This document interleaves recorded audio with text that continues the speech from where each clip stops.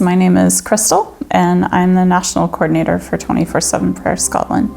One of my favorite things is when we've connected in so well with a location or a town or community or even a specific church that it means we get to return. That's always really special because you get to build a closer relationship, a deeper relationship, and you're able to journey with them more. And so one of the places that we went recently was Orkney. We'd been there to visit before, and it's been quite a few years, but they asked us to come again. So that was really special to return, see people we hadn't seen in years, and just build on the relationships that we started years before. Orkney, just by the nature of it, no church there would be able to do a 24/7 prayer week on their own. They're too small. And just the nature of the work that so many people do, there's just no way they would be able, one congregation could carry it on their own. And so on mainland Orkney, there's been a history for a few years, good few years now, of them churches coming together to do a 24/7 prayer week. The first time that really initiated for them was in response to seeing some suicides on their island and seeing kind of a rise in the rate of suicides.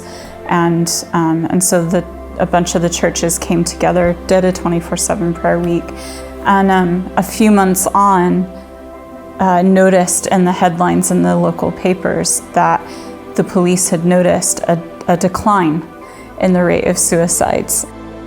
And this last visit that we did, I can only describe it as timely. Just everything that we did for the week that we were on the island, it was just, the timing was perfect. And right before we were set to go, really sadly, there was a couple of suicides by some local young people in one of the high schools.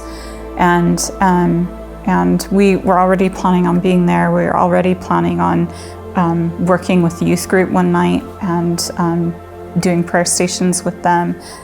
And so again, the church's response in Orkney to what they've been seeing with the young people is, we need to get together and pray. So there are plans being made for them to get together again and do a 24/7 prayer week again, which they've not done since coming out of the pandemic. And so our visit along with that kind of inspired them to come together again. And it also meant that they were all the more keen to talk about prayer spaces in schools.